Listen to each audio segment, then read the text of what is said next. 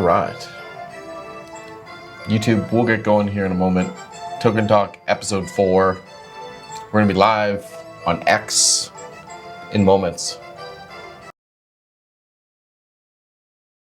Okay, hello. We've got... What's up, Jan? Not too much. We've got a lot of keeners here already today. This is amazing. Everyone can hear me all loud and good. Mr. Goldrobes, good to see you. I'm going to add you to the list as well. And we've got episode 4 here of Token Talk today. So, welcome you guys to Monday, June 23rd, 2025. Obviously, we've got a little wake up on the charts, which is awesome to see, and some positivity all around. So that's good. We got a jam-packed episode tonight. Obviously, our good friend Sailor was supposed to join us again, so we'll just have to wait to see if he pops on by for today's show, and obviously if we got time for him. So obviously with Token Talk, you know how it goes. We've got a lot of charts, we've got a lot of guests, and I don't think we blocked enough time for today. So let's kind of dive in once we get everybody here to the space.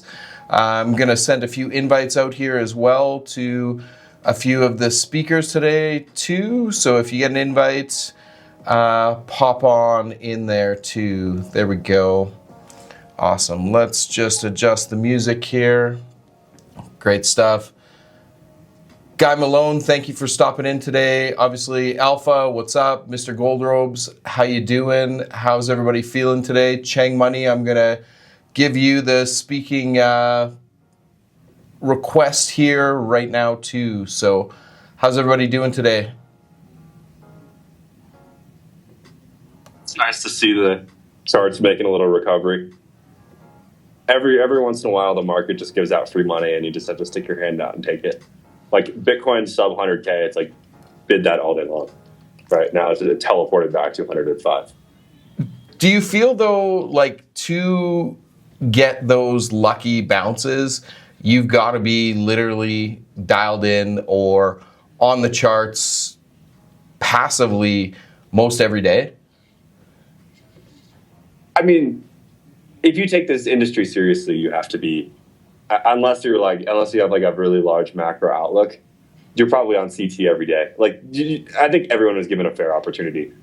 Fartcoin sat at like 80 cents for a couple hours, right? So like, if you didn't bid that at that number, it's like you didn't want it in at 80 cents, you know. And now it's back above $1. So like, I think people are given fair warning. I just think you have to counter trade your emotions because like, there's no excitement in buying. Whereas when you're given an opportunity in crypto where you're just really excited to bid, which is probably a bad sign, it like gives you momentum to go open up your wallet. Because most of us have like, I'm hoping most of us are in like some form of cold storage. Like it's kind of a process to trade. So it does require a little bit of energy.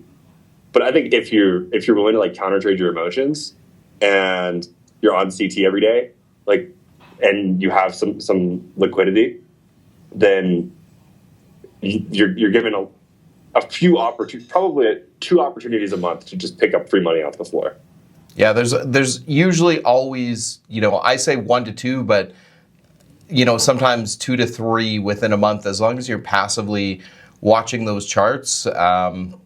Those things always pop up for sure. So. And you don't even have to be watching every day. Like, we could just put in limit orders. Like, if you have a limit order below 100K, then it got filled, you could be doing something else. Yeah, man. Limit orders for me, we're not on the same page. But yeah, I mean, obviously, as long as you're managing your risk on it and you've got your stop losses in order, I think there's definitely a great opportunity to scalp when you can. So. Obviously, we're going to talk about the state of the market. What's kind of the vibe check right now? Cheng, what are you feeling with what's going on? Mr. Goldrobes, how you doing, man? Hey, what's up, Dan? What's up, everybody? Glad to be here again, speaking. Welcome to all the listeners. Like Alpha said, Most of us are here on crypto Twitter every day. Sentiment, looking at the posts, they kind of just keep bouncing. Like people are bullish one day, bearish the next day. So it's hard to tell just by looking at sentiment online. I'm optimistic though. Whether we go a bit lower or we don't, the target remains the same. In the end, we're going higher. Hey man, I definitely agree with that. We have world peace. I couldn't be happier right now. World peace is the most bullish thing that we could expect on this week. To be honest, Gold Robes, you called it too. You said so you called it exactly for Monday too. Well done, man. Well, yeah, I was just based on. They already told us last week that Iranian negotiators, or I don't know how to call them, they were going to Russia, however, and well, it was expected for me in that. Well, they told us before they were negotiating these deals.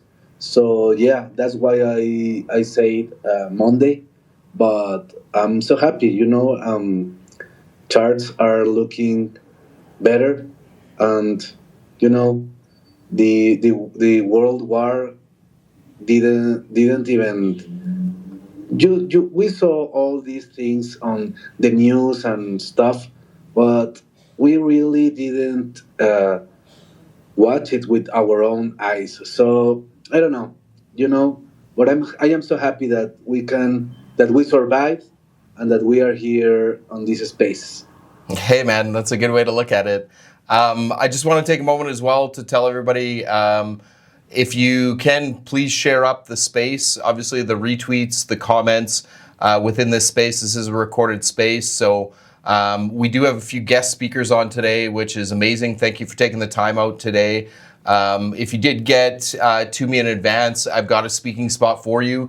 I know there's a couple requests here in the bottom, so if there's additional space for you, I'll try to get you on. If not, we do this weekly, so we'll get you on for another show. But thank you to those who are taking the time out to come out for the show and talk a little bit about their token or their token venture. So I really want to use this spotlight, obviously, to not only talk a little bit of macro, and I know everybody's here for the memes. We'll talk a little bit about price breakdown on where everything's looking right now, but if we can give a little bit of spotlight, last week I know there was a burger company from Jacksonville, Florida that's tokenizing their restaurant. Things like that I think is amazingly bullish, and if we can give a spotlight to some of those, that's the goal here. But really quickly, before we go around the panel and have some speakers, I just want to talk about where we're at with the markets today, because I think that's really important. A big shift in the last 24 hours, if you ask me, but right now Bitcoin's at $105,156, down actually just under 2% for the 7 days, but acting almost like a meme coin. Same with Ethereum right now. Bitcoin's up almost 5% for the last 24 hours. So massive amount of volume. We've got, almost $49 billion going through Bitcoin in the last 24 hours. So things heated up very fast, obviously, with the geopolitical news. Ethereum's at $2,408.15. Definitely moving up almost 8% in the last 24 hours and down 6.5% over the last week. We don't really care about anything else but Solana and Sui, so let's talk about those two. Solana is $143.79. I think last week on Spaces it was kicking right around $140, so it's down 4% on the week, up almost 10% in the last 24 hours. So altcoins moving, obviously memes moving. We'll talk about that.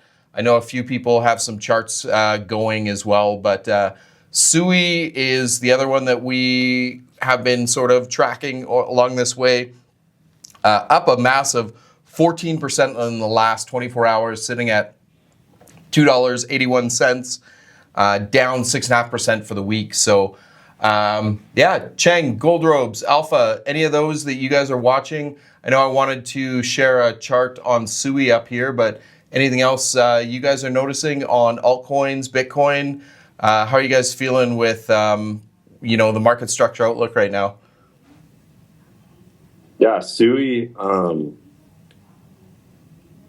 To me, Sui's better soul, and I like their team, and I think they're very aggressive in building. So, in my mind, anything under 330 for Sui is a steal.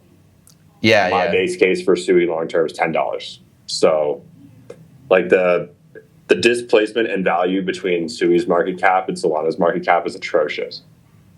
So, anything you can bid under 330, you're chilling.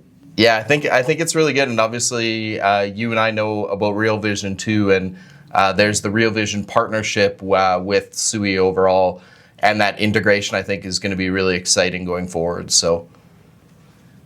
I just shared obviously some charts up there. The charts actually, I charted this early today, and then everything just kind of front ran everything.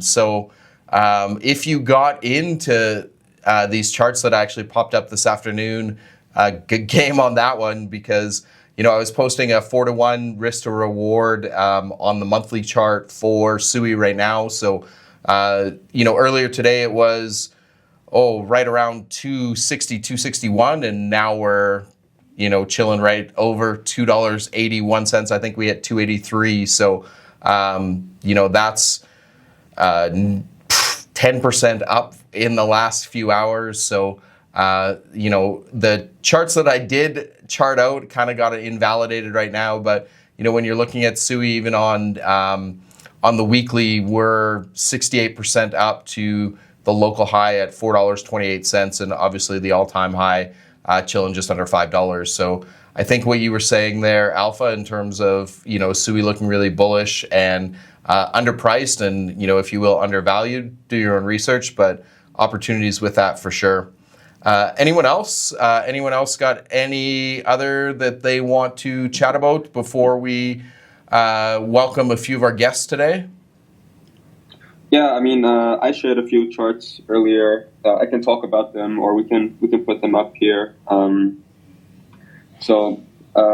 Like I mentioned last week, I always look at USDT dominance. And for the new listeners, basically that means when people are rotating out of Bitcoin and crypto, they are selling their crypto and having more stable coins, so USDT or USDC. And so that's kind of like in demand right now. There's some supply above. It's hard to say exactly where we're going right now, so I'm just observing. I have a range drawn for Bitcoin as well. So on the higher time frames, we've been trending down. But there's an internal structure shift. So on the lower time frames, we are kind of moving upwards. We've broken structure. So we can expect maybe around the range high, target $110,000 for Bitcoin. There might be a slight pullback. And if there is, then I'll just bid heavily there. But right now I've got my spot bags.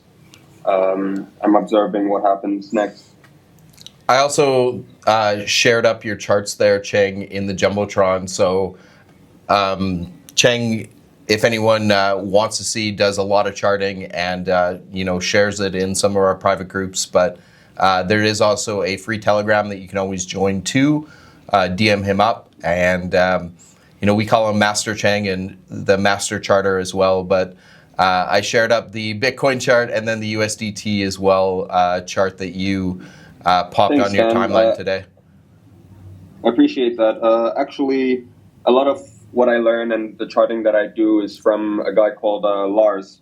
So you can also find him on Twitter, Lars, Lars, the composite trader. That's not a paid ad, is it? No. But industry plant? Question mark. I've been learning a lot from him, especially over the course of this year. Yeah, man, I definitely appreciate you sharing some of that, and I know who on there in the listener crowd as well has been benefiting from a lot of that too. So keep sharing it up, and I think one of the things that we don't talk about enough is being in a group of people that you trust and being able to chart and bounce ideas off of it too. So I think that's super beneficial overall. So I just wanted to share as well. A quick reminder for those tuning in, if you can share up the space and you haven't yet, it does make a difference overall. Obviously, commenting on the posts and following up all these speakers as well. Obviously, we're going to have Daniel come on and speak here pretty shortly, and Guy as well. And I see some of the Buckazoids community joining this space as well, so we're going to have them share a little bit. If anyone has obviously a project with a real story and not so much a shill, hit us up anytime. I want to be here to tell those narratives that really matter here in Web3. So, starting next week, we're going to be a little bit more, focused on our guest speakers. But if anyone has anything they want to say or pop on up, I know Gold Robes, I see your hand there. So you got anything else you want to share? Yeah. I just want to, I will pin something here. Just let me go through it because is the chart I have for today. Let me. It's. I just want to show you. It's okay. It's already there. You got it? I just want to show you that we had crabbing for a month and some days, some weeks, in the same range. You can observe it on the weekly candle on Ethereum, and suddenly we were almost breaking out, on 2 and 800, and then we were rejected, and because the war was starting. I remember it like if it was yesterday. It was a week ago, but then we also break down, and then Donald Trump said we have now the world peace, and then we start to go up again, and we are on the same level. I just want you to know that we are witnessing the greatest shakeout of this industry before it really pumps like it has to do this cycle. We are witnessing history, and this is beautiful to watch. I really believe that meme coins on Ethereum are going to pump the hardest first, obviously, then it will go to Solana, Sui, but now that Ethereum is going from, we have 4 years without breaking 4K, and I think it's time now that everything is super bullish now that we have world peace. But this bull trap and then a bear trap is the most beautiful and amazing thing to watch right now. That's what I wanted to say. That's awesome, man. I really hope we see Ethereum. We wake up one day to Ethereum over 4K, and then I think the FOMO will definitely happen. So thank you for sharing that. And it's awesome that we're here documenting it along the way. So we've got a nice little, ramp up here for this space. And it's awesome that those charts are up there. So I'm going to shift a little bit to some guest spotlights. And then Alpha, if you want to share after, if you've got anything else, and Cheng, you've got anything else, we've got some time. So I'm going to start by giving the speaker platform to Daniel, actually. He has a really awesome transformative sort of approach with building the first Bitcoin community with Liberty City. So Daniel, if you want to speak, you've got the platform there. I've already shared up, a couple things in the Jumbotron. Thank you again for taking the time today, and tell a little bit about who you are and what you got going on here in the Web3 space. Sure. Hi, Dan. How are you? Doing amazing, man. Thank you for being here on a Monday. Great. Fantastic. Thank you for the invite. I feel privileged to be with your group and with your great show, so thanks a lot for that.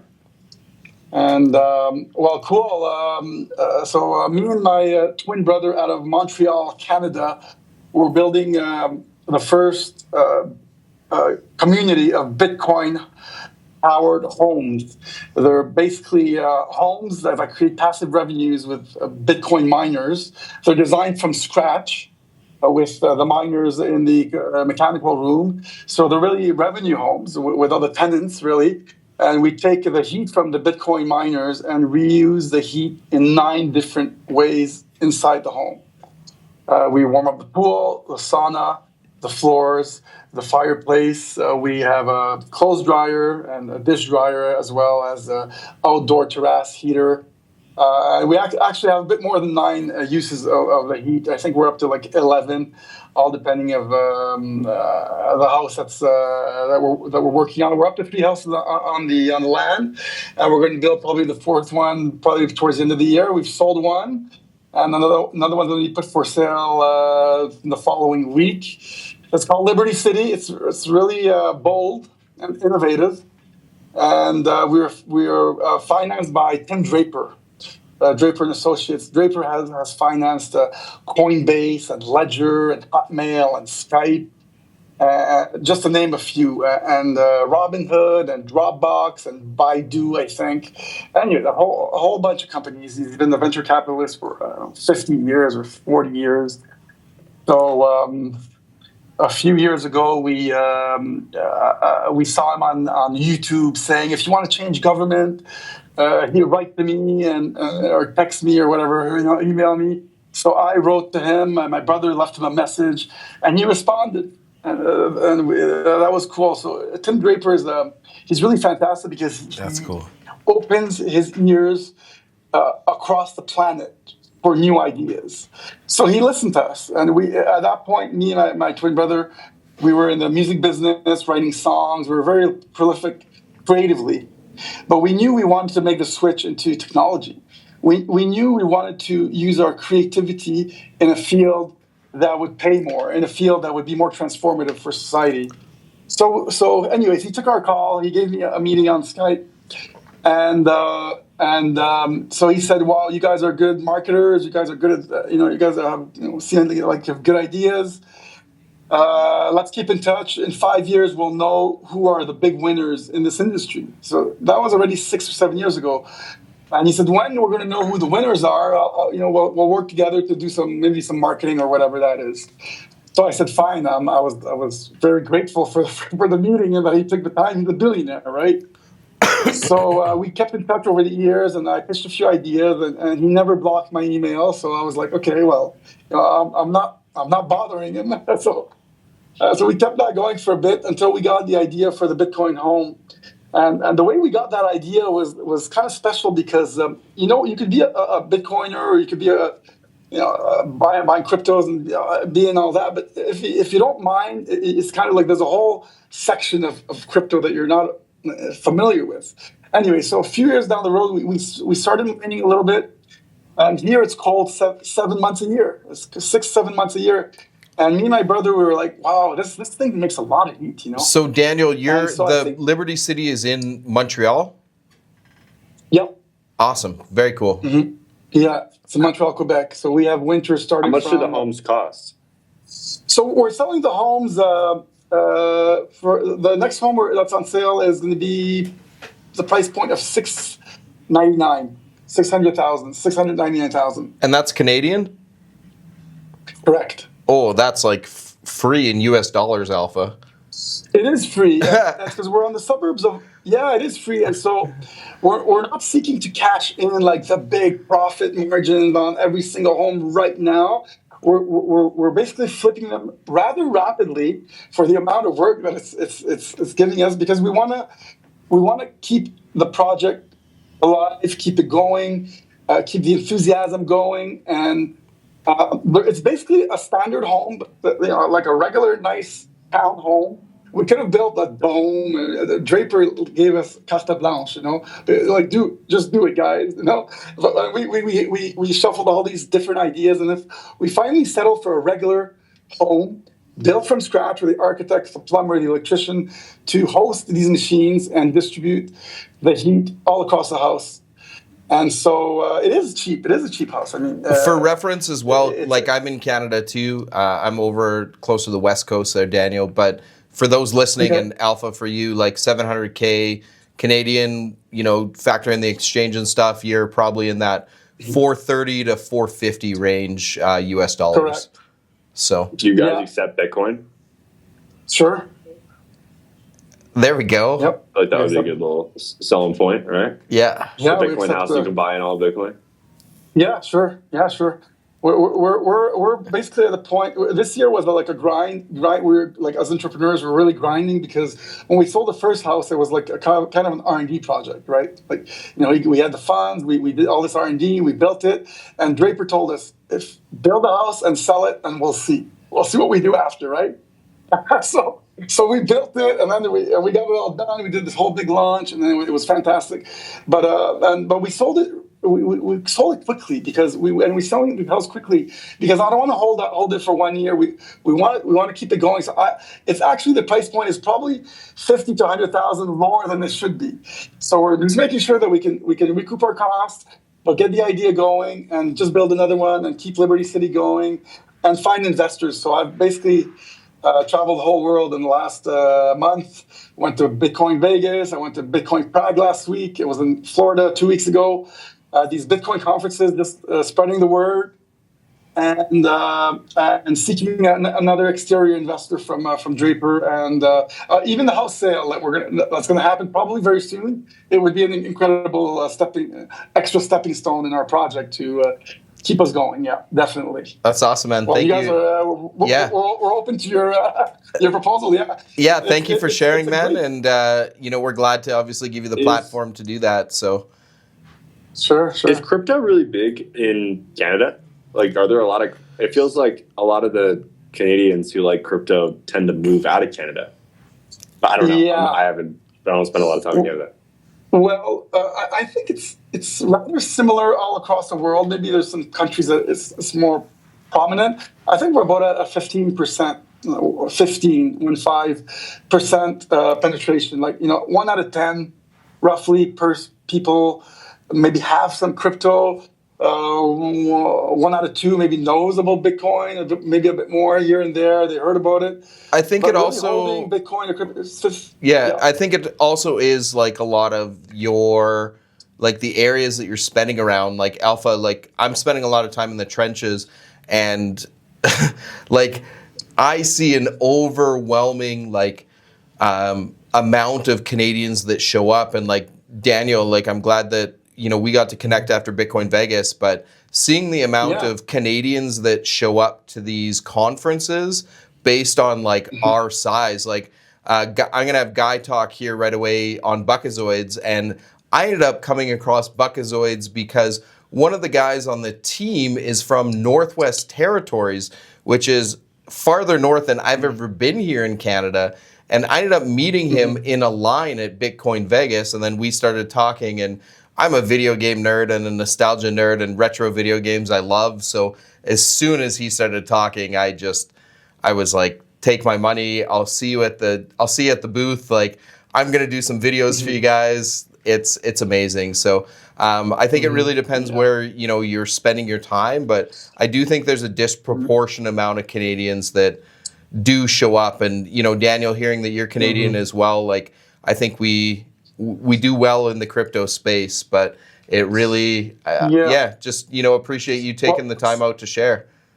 Yeah, like I'll take the time, you guys, to share with anybody that wants to take me on board and listen to what we're doing. And so I feel privileged actually that you invited me here. So thanks to you. But maybe just to answer your question, like here the taxes are pretty high, pretty high up there. So whenever you're making capital gains, you kind of want to like move out. And if you're making just a bit of money and you're a bit wealthy, I think a lot of people, especially that it's cold here, like the winter, like the whole society breaks down here. Like like you just want to go on vacation for the rest of for 4 months. So yeah, These are definitely people facts. These are definitely facts. yeah.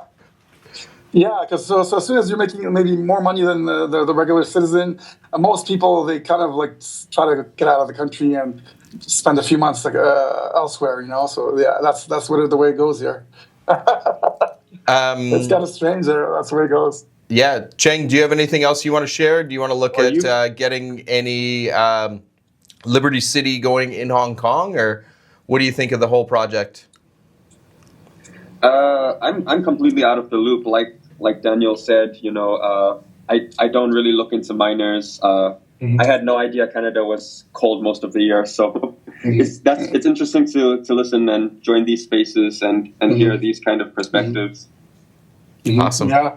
And Are you familiar with Proto Town? It's like this guy who I met him in Jackson Hole. Let me see, what's his name?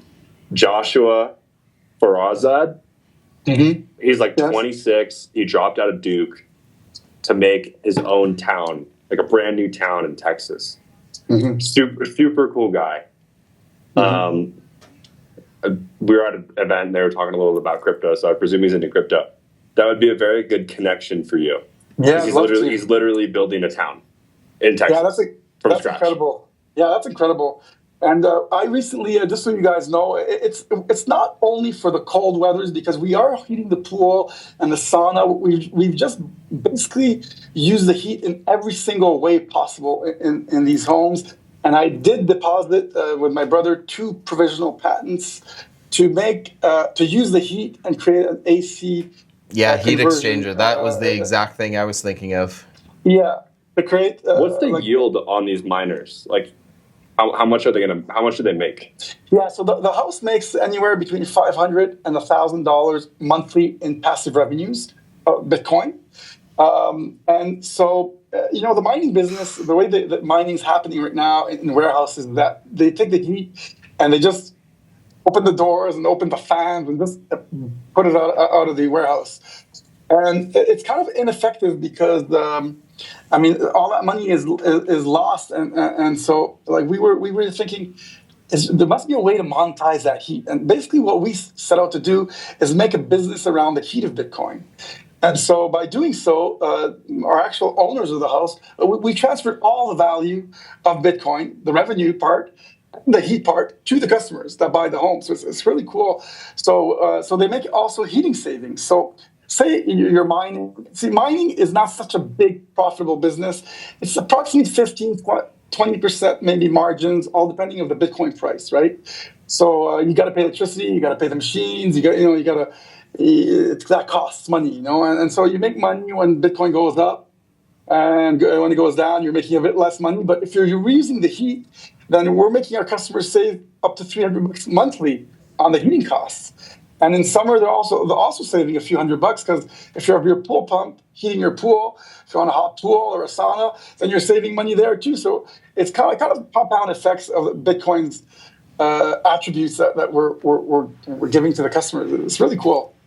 Daniel, I think that's amazing. And I think what I'd love to do at some point, obviously, when you're not traveling all around the world talking about it, maybe we can book a time and get you on video and film something really cool talking about the origin story of it for sure. So I think that's awesome. Sure. Thank you again for sharing, man. So I'm going to move on here quickly. Thanks for having me. Yeah, I mean, it's awesome that you took the time to come on out. And like I said, we do this weekly, and we love to have a discussion around it. So we'll talk a little bit more. And Alpha, I think you should definitely share that Alpha with Daniel as well with that connection to the Bitcoin city or Bitcoin town. That'd be super cool. So I'm going to shift a little bit here to Guy Malone, who's clearly, it says in his bio, a madman. So I can use that. He's editor at Roswell News as well, and wanted to talk a little bit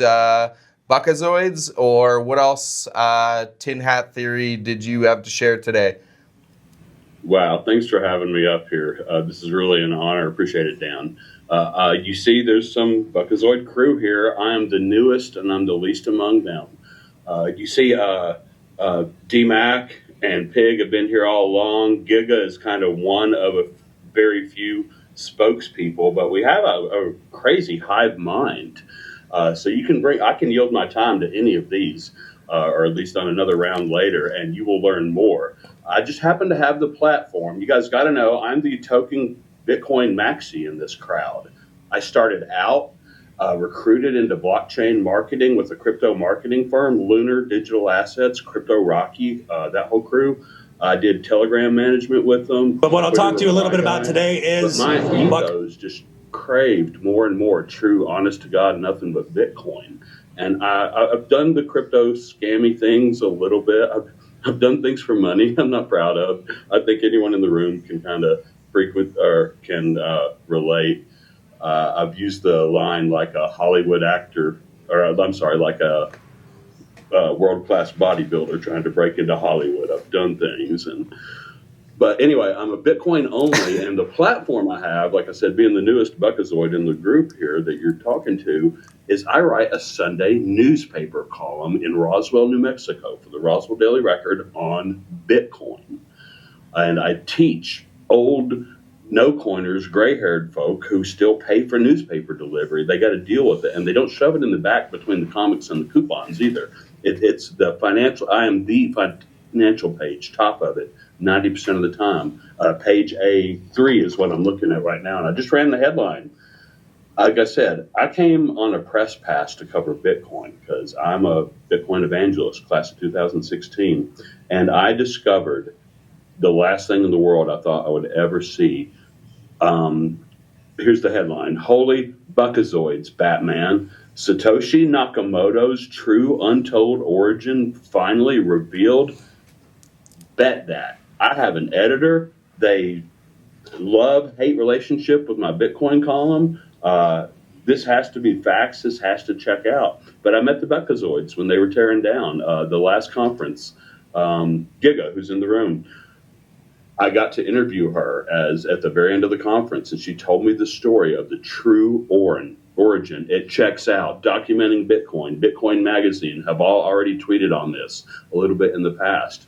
But the true origin story of how the name Satoshi Nakamoto and the logo, the B with the two slashes came for it, originates in 1991 in a game called Space Quest. I can either sit here and read you from the newspaper. If you go to my profile right now, I do have a link to this. It's an 800-word newspaper column. Yeah, I just shared it up actually in the Jumbotron as well from your article. So yeah, everyone can just get it through the Jumbotron. I also shared up. I see Frequency as a listener. What's up, Frequency? If you want to pop up here and speak as well. I did a longer form video with him, but just shared a short little clip as well up in the Jumbotron. So if anybody wants to get up on the Buckazoids lore, it's not hard to jump down that rabbit hole pretty quick. Yeah, it's a 5-minute rabbit hole, and it will change your life. If you love Bitcoin, this token, it's not about, I say it all the time, it's not about a token. It's about this community of people you discover. There's some OG Bitcoin people that you may have thought disappeared from the space. I'm 2016, I said. I came in swinging, and I shut the front door really quick when I was in the presence of some of these folk, and I just started learning. But this is Bitcoin at its core. This literally is the true origin story of Bitcoin. So what do we do with that? Oh, sorry, you cut out. I was just going to say, like, what do we do with that information? Is it just like a sort of cool origin story? It's it's an amazing, mind-blowing. You kind of trip the light fantastic as you learn this, because if you know anything about Bitcoin, if you've been in this space, you know Bitcoin and time chain are alive. They are forces of nature. And what I'm seeing here in like some prophetic Old Testament sense, you can have a conversation nowadays, and people won't get mad if you say, I think Bitcoin is from God. People don't care enough to argue about that one anymore. Here's the controversy, though. I'm putting in writing all over X and in newspapers and stuff like that. Buckazoids is from time chain. That's the controversy. And I am stating... What's time chain? That's the original word in the white paper for what mortals call blockchain these days. Time chain is you might call it the force of nature that manifests the Bitcoin blockchain. I'm being too poetic and crappy and all that stuff. Point is, it's almost like a second chance at Bitcoin. If you're a Bitcoin maxi, and they're hating this, but they're capitulating. I am a Bitcoin maxi who wanted to hate this, and I fell in love with the whole community. Again, you discover a community here. It's not about a token. It's about a community, and it's not about an investment. It's about discovering treasure. The treasure is the people that you meet and that you will forever be bonded to. They're gamers, they're cosplayers. They suit up and they show up and they go out and tell you, and you know it's true. As soon as you hear it, it rings so true. The true, never before told until March 27th, story of how Satoshi Nakamoto's name was derived and where the original Bitcoin logo came from. It was an in-game digital currency, plain as day, pixelated, but a rocket, the number 59, that's a prime number, it's a twin prime, and then that's how many Buckazoids you got at the beginning of the game, actually. The creepy thing is, there's pictures of like Elon Musk playing this game back in the like 90s. It's just the most OG. Here's what I can say to the maxis, true Bitcoin maxis, true or false. The amount of Bitcoin you own is directly proportional to the amount of knowledge you have about Bitcoin. What I'm here to tell you, as someone with 3 certifications, Buckazoids is the most amazing tool for teaching Bitcoin that has ever existed on the face of the earth. And it's happening in the hands of the gamers and the nerds because that's who started Bitcoin. My little prophetic angle is that this Buckazoids thing is a prophetic rebuke to the entire Bitcoin community because it's bringing balance to the force. Because the suits, the ETFs, the Wall Streets, the yields, they have fucked Bitcoin up at this point. The politicians and Bitcoin, Honey Badger is not going to be caged by that shit. Bitcoin is in the hands of the plebs and the power of the people right now. And if you spend 5 minutes going down this rabbit hole, you will be so convinced that what I'm saying is true. If you spend a day interacting with this community, you will never leave them. They will love bomb you, and you will give your all because we bear our souls. We cry together in these spaces. It's amazing. Man, Guy, that's prophetic. Questions? Yeah, I see Frequency as well. I want to give him Frequency. I'll give 2 minutes. Take 2 minutes or less, and then we're going to talk about some charts and do a little quick fire round to finish up the day. So thank you, Guy. Frequency. You got a little roadway here if you want. Yeah, thank you. Thank you for having me up, Dan. It's great to see you, and I appreciate Guy. Well said, man. You're stuck with us, you know. My background, I found this Buckazoids token on the Solana network on day one. I think it was the 28th of March, a day after launch.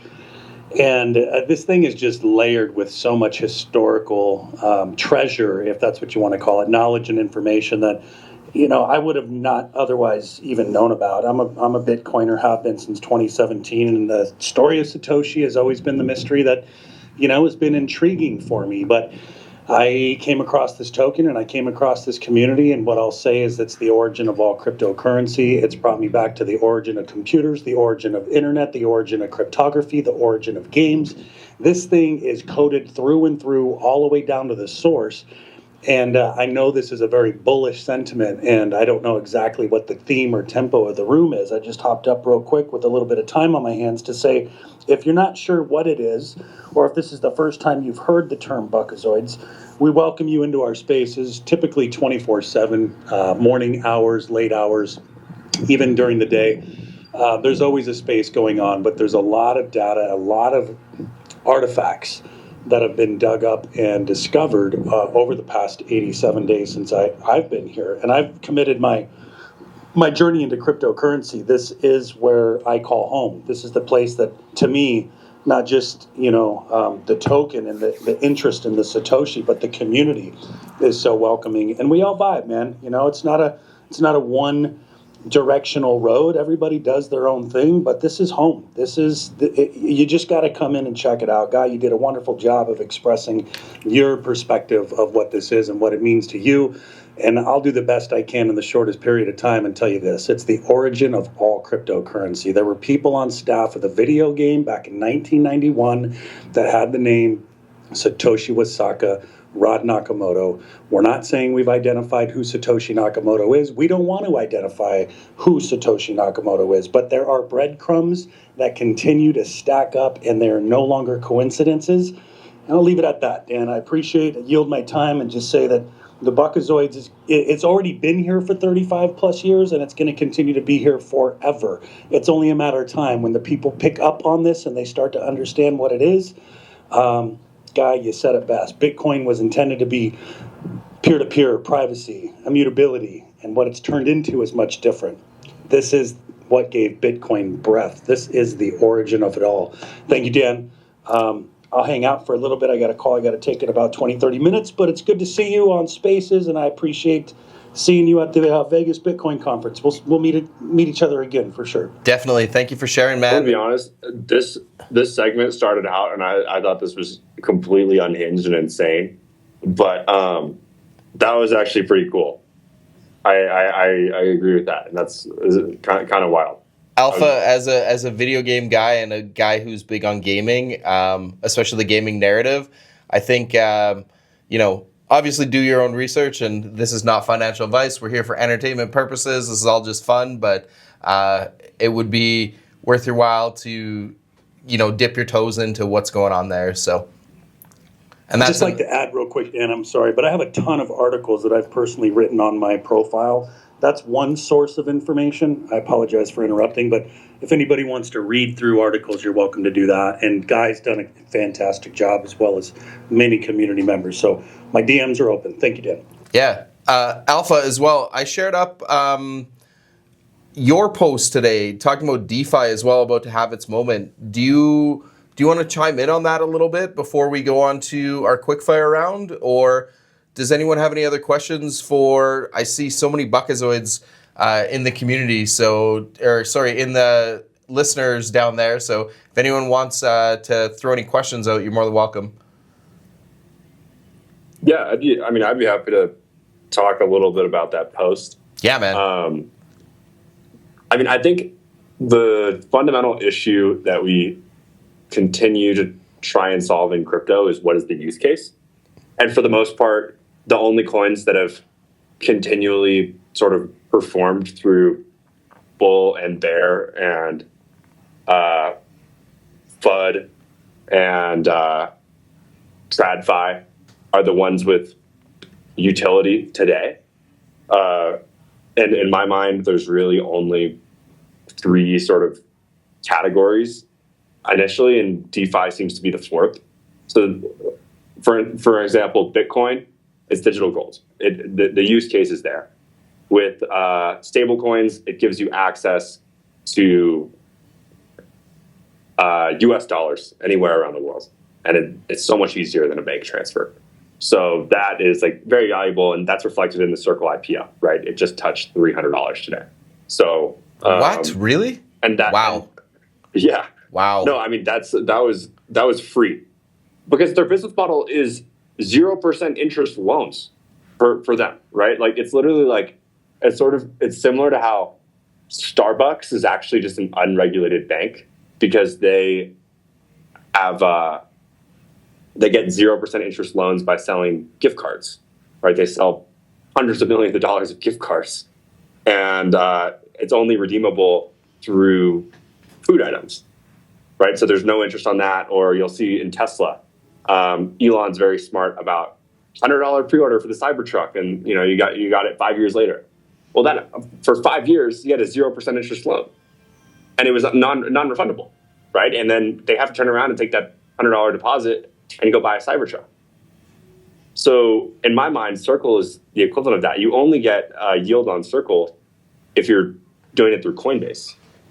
And I think this sort of goes into my point about DeFi is we are seeing more people progressively go from centralized exchanges to decentralized exchanges.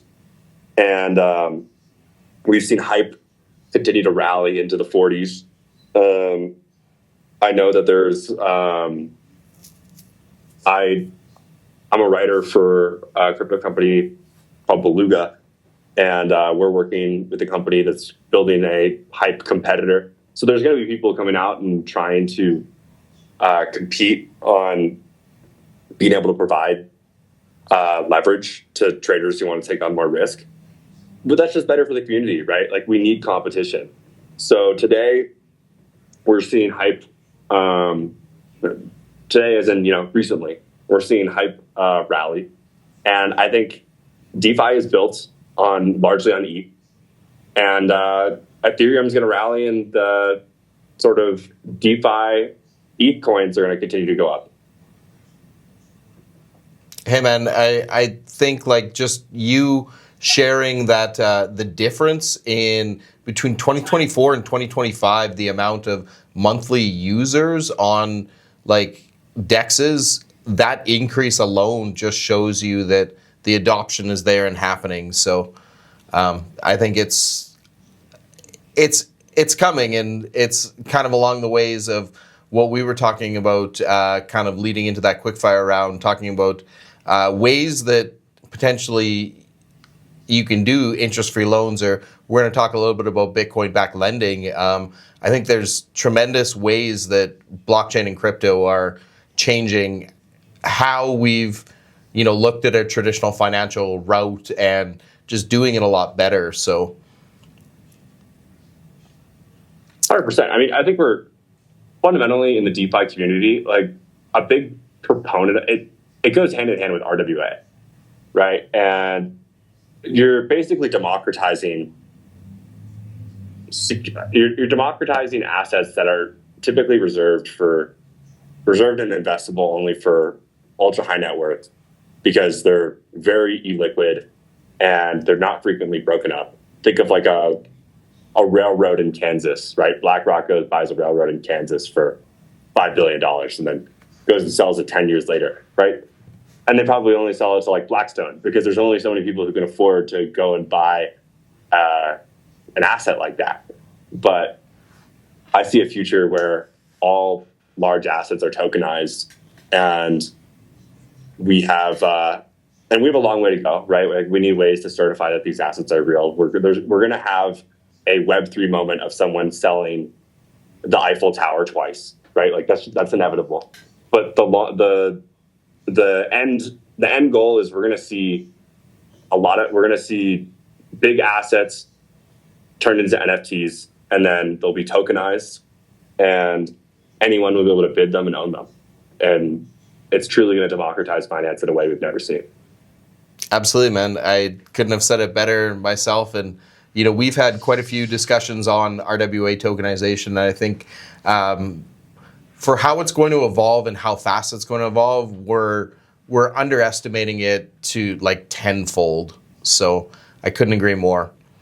Even on like a surface level, right? Like, there's a lot to unpack there from the perspective of everyone's caught offsides for NFTs. Like, all my biggest purchases recently have been NFTs. And right, like, we're talking about NFTs in a very practical, like, RWA. The bridge you drive on every day is going to become an NFT and owned by, instead of owned by a private equity group, it's owned by token holders, right? But before we get there, we're going to see another NFT bull run. I think it's going to be in this next leg up in crypto, and everyone's going to be caught offsides. Oh, without a doubt. The world economy is going to be tokenized, in my opinion.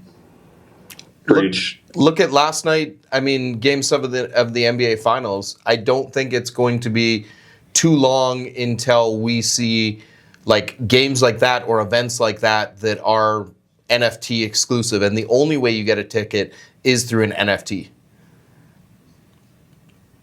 100%, or even just like a section, right? Clubs. Yeah. Like, I'm a Warriors fan, right? So I go to Chase Center, and they have the Chase Club and the JP Morgan Club, and that's typically like seat reserved.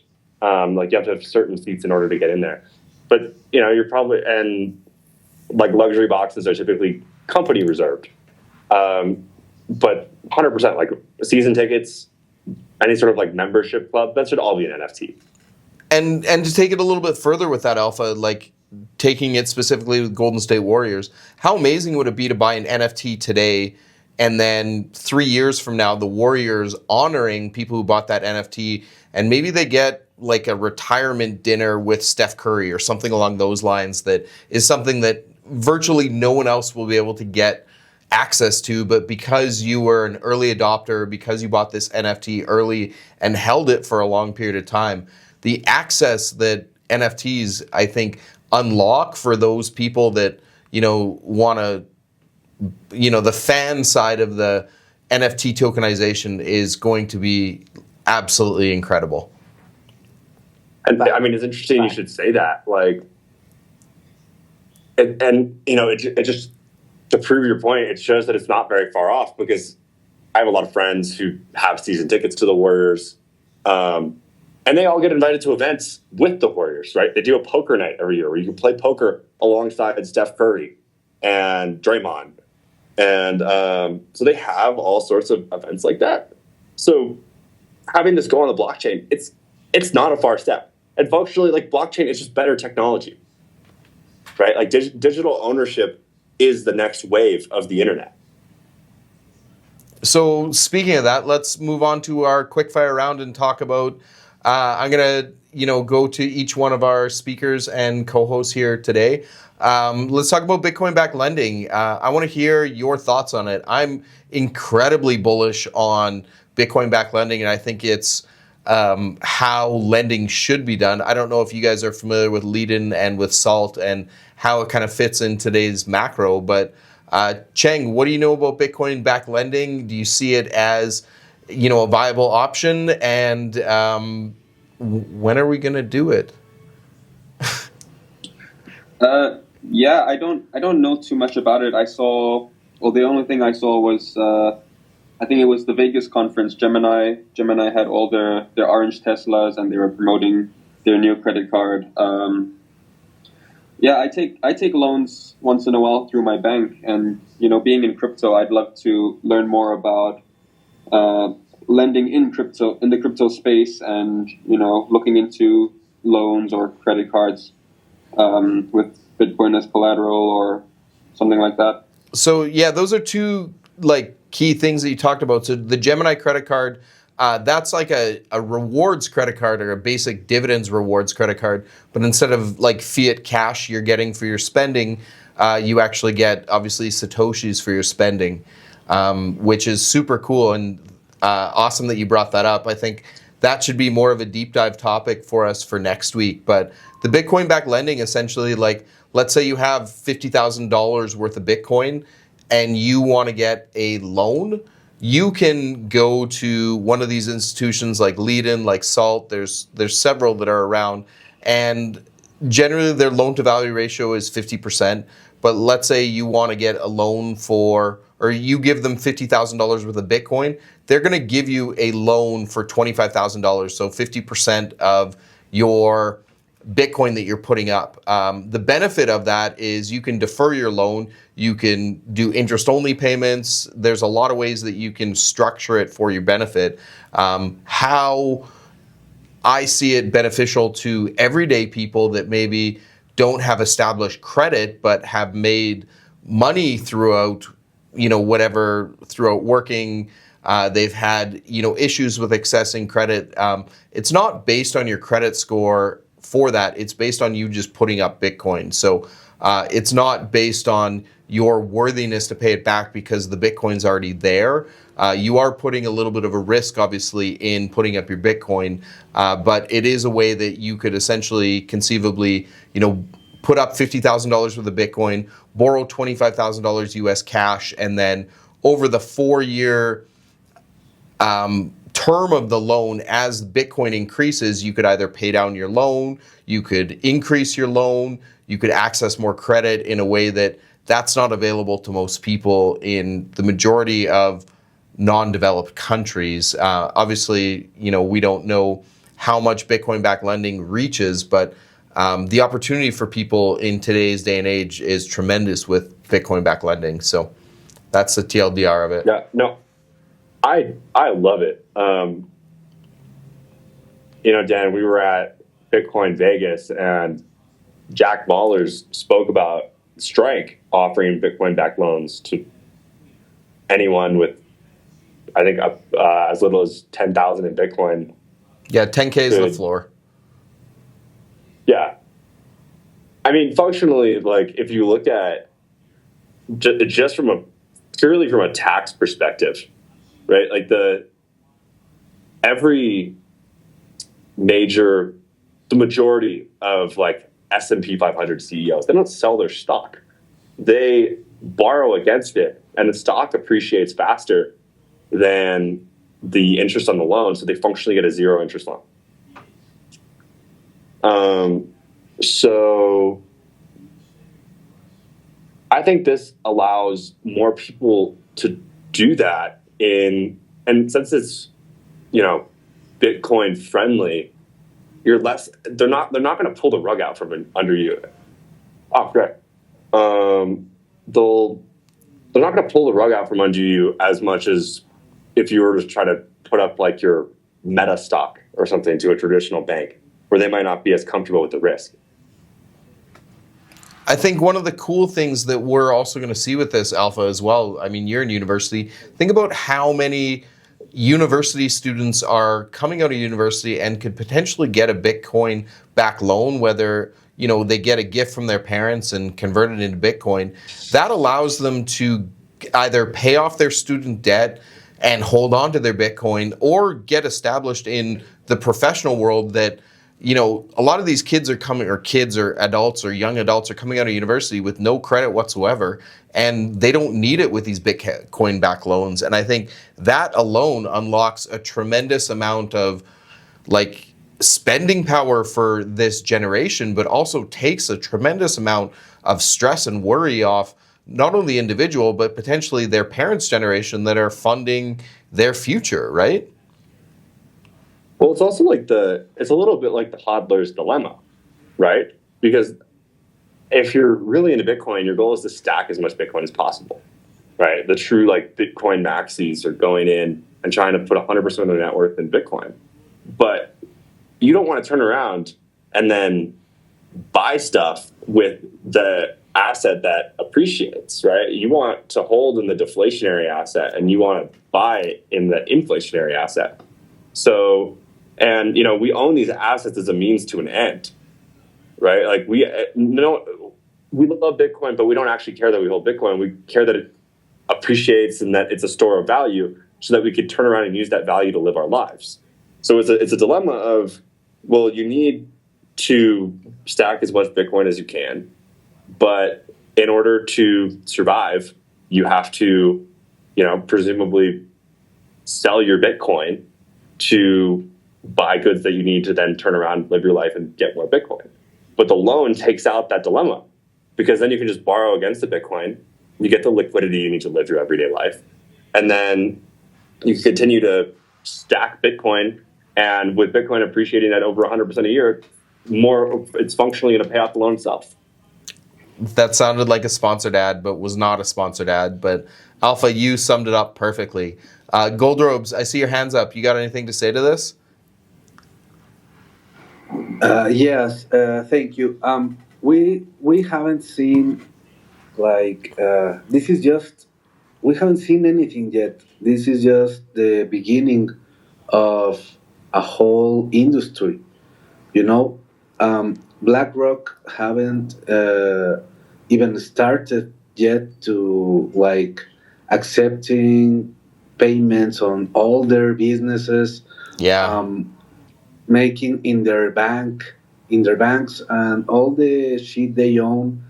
We haven't seen even a 10% of what we are about. I like to put the example of Facebook. On the early days, nobody used Facebook. Only few people used it, and suddenly, even your grandma and your grandpa had an account. This is going to happen the exact same way. So get ready. We are so fucking early. Yeah, that's what I wanted to say. That's awesome, man. I know we had a few. I wanna jump in as well. Yeah, Can I awesome. ask something? Yeah, of course, man. Because I've been in crypto not for too long, maybe like 2 years. I've made some money off memes. I've lost some money off memes. I'm not too involved with, like earlier, I mentioned something completely unrelated to Bitcoin-backed loans. How does taking out the loan and then spending that money, like you say you take out the loan and then you have money to spend, and then you don't ever sell your Bitcoin. How do you pay off your loan? Can you dive into that deeper? Well, it's the appreciation of the Bitcoin, right? So if a Bitcoin, so you're getting a loan at 9%, and Bitcoin appreciates at 100% a year on average, a little more than that. I think it's like 112 or something. So the collateral that you put up is going to continue to appreciate, right? They're taking your Bitcoin and they're holding it, but they're not. They're taking the value of that Bitcoin. The loan is written for the value of the Bitcoin when you. At some point, they're good. At some point, you're going to give them some of your Bitcoin, basically. You don't have to, though, because as Bitcoin goes up in value, you can actually just take, the difference of the increase of the Bitcoin and pay that back in terms of the value. So if we look at, for example, if you took a Bitcoin-backed loan this time last year when Bitcoin was, where were we? I'm just going to get exact numbers here so I can give you guys a better. So if we go back a year ago for Bitcoin, where are we? Sorry guys, sorry for the dead air. So if we're back into 2024, I'm trying to bring this up, guys. Give me a moment. I'm trying to get an actual price for you to give you a better idea there, Cheng, on how the math would actually work on it. So, yeah, I think I understand it now. Okay, here we go. I think it's so. Of course, you're going to give up a little bit of your Bitcoin that appreciated in value, but the base, say you give them 1 Bitcoin, right? And Bitcoin's valued at 100K, and then next year Bitcoin's at 200K. You just have to give the value, you have to pay back the value of the loan at the time of Bitcoin. They're not taking 1 Bitcoin and then holding you to that 1 Bitcoin forever. They're taking 1 Bitcoin and they're price stamping it at 100K. So if Bitcoin appreciates to 200K, then they're only going to take half the Bitcoin. So the best example with this, guys, so June 23rd, 2024, how about this? Bitcoin was $63,000. So a year ago, Bitcoin was 63K. And I don't think anyone would believe that we're in, total market capitulation and World War III and Bitcoin's still at 105K. But let's say, Cheng, last year at this time, you wanted to take a loan for $100,000. So you're going to put up $200,000 worth of Bitcoin at a price of $63,000 worth of Bitcoin. So they're going to give you a loan for $50,000. Now, it's now June 23rd, 2025. What you could actually do is you could take the difference of the increase of Bitcoin, so roughly 35%. You could exchange that difference of the increase of Bitcoin and use that to pay off your loan. And still hold on to the Bitcoin and still hold on to the cash. That's the best way to look at it. And they're only doing a loan to value ratio of 50% because Bitcoin is volatile. So, for example, if Bitcoin drops, we did see Bitcoin drop as low as $75,000 in April. That loan is still protected because your initial loan point was $63,000 and you don't have a call order on your loan, or you don't have to top that up in terms of cash. Does that make sense? So you don't need to make any monthly payments, or do you? You can make monthly interest payments on it. Generally speaking, they do have interest payments for it. in a general loan setting. But I know that it's not financial advice, and I'm not talking on behalf of the company because this is recorded, but I do know that through some of those platforms like Ledn and Salt, you can do interest-free loans, or you can just defer your loan for the term of your loan because they know Bitcoin goes up. And that's the simplistic way to explain it, but it allows you a lot more freedom and flexibility that you wouldn't have in a traditional financial constraint with a traditional, financial credit-based loan. Okay, that's interesting for sure. Hey, that was really good conversation today. Thank you guys for being part of it. I was, a little bearish going into today. Obviously, we saw a big change in the markets. Can we still do a quick fire round? I know we're over an hour here, but let's try to wrap this up in the next 5 to 10 minutes. Cheng, Gold Robes, Alpha, I want to hear from you guys. Give me your July price target for Bitcoin. And are we at the top? Yes, no, maybe? What's going on? Well, I think we are just getting started. Since BlackRock joined our ecosystem,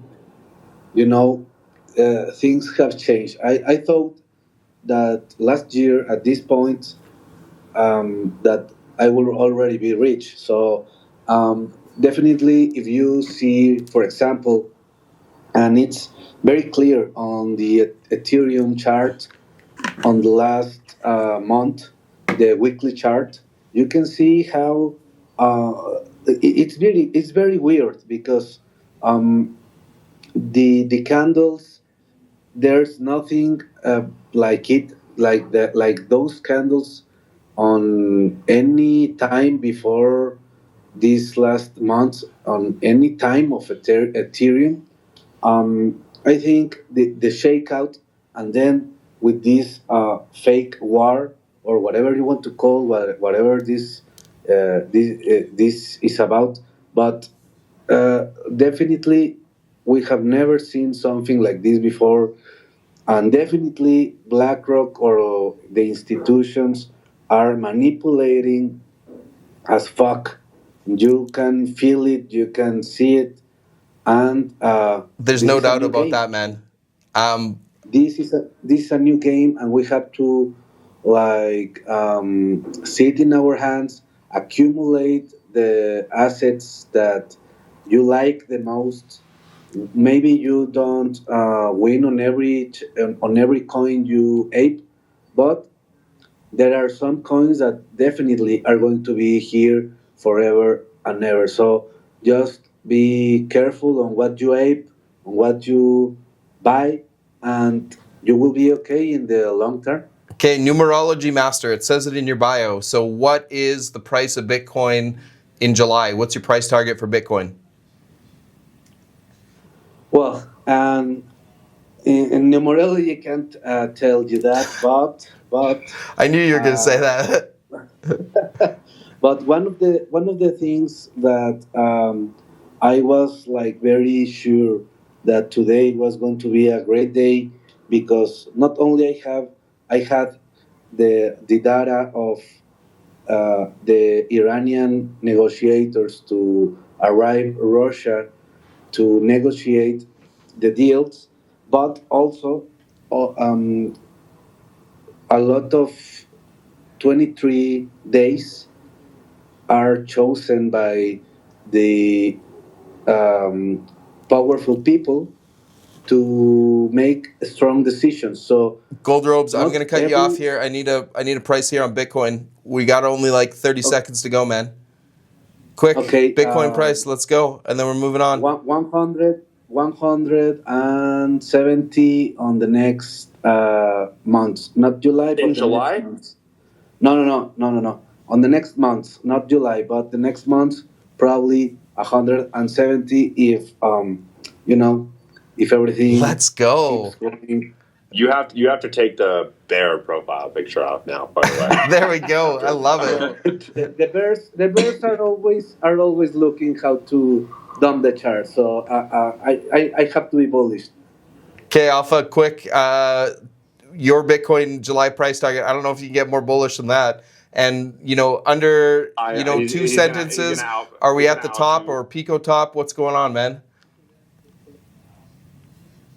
Yeah, I don't think we are at the top. I don't think the top is in. I think that if you look at big institutions accumulating, like we can all be very pissed off about market manipulation and price action, but they're doing it for a reason, right? It means they care. And God, that sounds like something a parent would say. I'm doing it because I love you. No, but they're doing it because they're selfishly they want to accumulate at a better price. They want to continue to be able to buy cheap ETH, cheap Bitcoin, and then pump the shit out of it. So I think that's going to happen this summer. Even if, like, say the war is back on tomorrow, every single U.S. war leads to the money printer turning back on, right? Like that's the war is the reason we got off the gold standard. So even in the worst case scenario where the U.S. is going troops on the ground, the money printer turns back on. Crypto is mostly degenerates. And if we see more liquidity, then this market's going to pump. So my bet is on a crypto bull run in the next several months. Optimistically, my July price target, let's throw it at 115.5. There you go. Nice. I like it. Cheng, how about you? Yeah, so obviously I have one of my charts up there. I'm buying a lot of my favorite meme coins like Brad, Obo, all of that now on spot. I think in July we probably see all-time high. What was that? Like 112,000. I do think it'll be interesting to see how things go this week. We could go a bit lower or we could go higher straight away. I'm going to be cautious around all-time high just in case, market makers want to deviate all-time high and then go a bit lower. And then, July all-time high, and then we'll see from there. Crazy. He's right because it rhymes. Yeah, of course. I think it's perfect. There's no way that it can't be right on, man. Waking up this morning, I was thinking that unless it's July, I'm going to cry. Yeah, there we go. That was waking up this morning. I thought it was going to be July. I was going to cry. To be honest, going into today, I thought that my July price target was going to be like in the 90s, but hearing this bullish sentiment and hearing the bear himself, Gold Robes, with the PFP. It was going to be July. We're all going to die. Hopefully not either. But now it's July. We're going to fly. Yeah, we got to fly here. So I'm going to say mega bullish here and say 122,500. But like Cheng was saying, I'm overly cautious right now. And I really think over the next week or so, it could go one of two ways. We could see it, revisit the, mid to low 90s even, or we could, see things move in a really positive direction and really bullish direction and see it tap the all-time high and really move through that and hit, 115.5 like Alpha said, or 120, 122. That would be awesome to see. So, I just want to say one more time, thank you for showing up, everybody, for Token Talk. Make sure if you haven't yet, share up this space. Make sure you're following up all the speakers.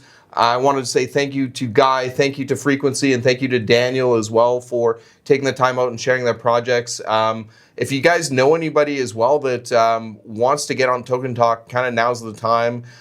We are starting to see kind of the calendar spots fill up. I'm always happy to, give a spotlight to any projects out there that are doing things right and doing things well. We're working on ways to actually bring some sponsor on the show and elevate this show a little bit. So I just don't want Alpha to be carrying us and us riding his coattails the whole time. So so if you've got something you're building, something legit in crypto, DM one of us anytime during the week and let's make it happen. Let's give you a spot on this show and let's give you a platform to talk about it. I wanted to say that's probably it for episode I think 4. we owe Sailor an apology. I was just going to say that, man. Huge apologies. Take it away, man. Look, buddy, we were going to get you on, and then we saw the really weak $26 million Bitcoin bid, and we thought you weren't in the right headspace for it. We're trying to. Your media team said it was not a great idea, so we're doing it for the Bitcoin price. 26 million, add a zero, then you'll get on the show. There we go. Yeah, so of course, apologies to Michael Saylor. We just ran out of time, and obviously he's not buying enough on Mondays. So if he adds another zero on that, we'll promise to get him on next week, unless we see, what did Gold Rope say, 170K Bitcoin. And then I think we will all retire off of Token Talk from episode 5 and on. But thank you guys for tuning in. If we see 170K next week, I will get a tattoo of your face on my chest. Oh, man. I mean, I didn't have a lot of things on my 2025 bingo card, so 170K Bitcoin might not be out of the chance. There's a week until July starts, but July still has an extra 30 days after that. Awesome, guys. Well, thank you again. We'll be back again next week. Stay bullish. Stay recklessly responsible. We'll say that. And we'll catch you guys in another upload or another talk. Episode 5 we're coming up on. That's pretty exciting. And we'll see you guys for Token Talk next week. Bobo billions, Bobo billions, Bobo billions. Thank you all.